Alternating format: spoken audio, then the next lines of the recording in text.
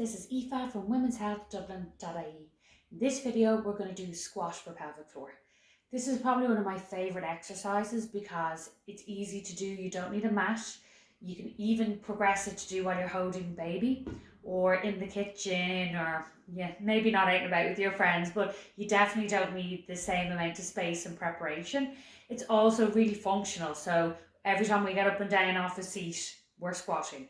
So it's part of our everyday life and movement. Really good for our leg muscles, our core muscles, and maybe something you want to get back into in the gym in time or heavy lifting. So it's really good to learn how you should be contracting your pelvic floor with your squat. So just like our bridge and our hover, with our pelvic tilt, we want to get our pelvic floor squeezing at the right time and with the right breath. Some people find it's easier to squeeze their pelvic floor as they come up out of the squat and squeeze. Again, sometimes people will go too far into this forward or posterior pelvic tilt, but a forward hip thrust. That's not so good for the pelvic floor, and you end up gripping through the glutes a lot. In actual fact, when I do my squat and pelvic floor, I like to contract my pelvic floor in this position and relax when I come back up. You can still be contracting your pelvic floor as you're coming back up and then let it go as you reach the top. Because then you're using your pelvic floor at the time when your body's working hardest eccentrically up against gravity. The other thing that's important here is your feet and your knee alignment, because feet and knees and hips all affect the pelvic floor. So it's really important you're not letting your arches completely collapse or letting your knees rotate in towards each other. Okay, we actually want to keep the knees nearly facing forward. I don't mind if you don't go down too low, as long as you don't let those knees drop in or really push out so far for this one, okay? So keep your feet about hip width apart. I'm going to place my little ball in between my knees again. My hands can come over my chest or on my hips again to just guide that pelvis. I'm going to breathe in at the top. Everything's relaxed. And now I'm going to start to lean into my squat and squeeze. One more. Letting everything go and exhale.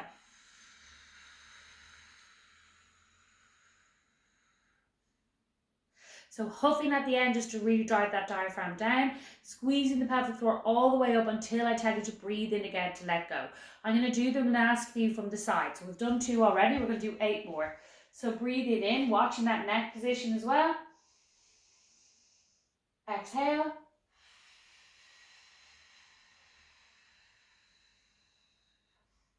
Breathe in. Exhale.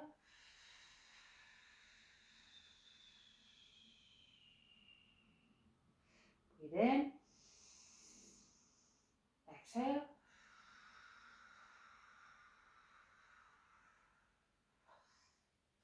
Just to say again, with our squat, we don't want to arch our back too much. Then our rib cage lifts up and our tummy muscles can't work so hard. So you want to keep that rib to hip connection, leaning through the hips so the back stays nice and straight. Watching that neck and chin don't drive forward. That's a really bad habit of mine, so I might have done that on a couple of them there.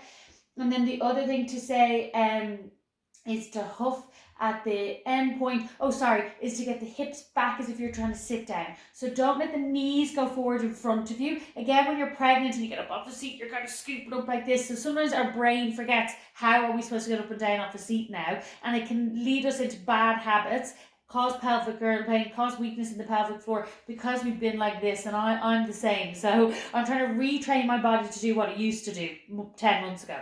Okay, 5 more, ready? Let go and exhale, squeeze.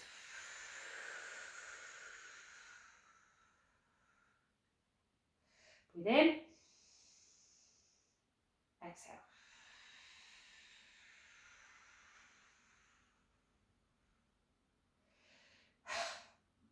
Breathe in, 3 more. Letting everything go on that breath in and exhale.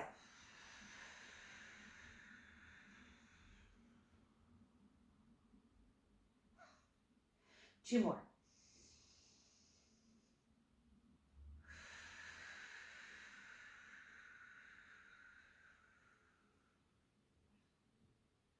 Last one.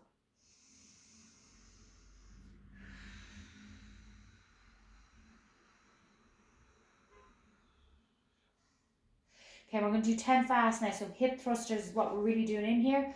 Okay, I'm going to breathe in now.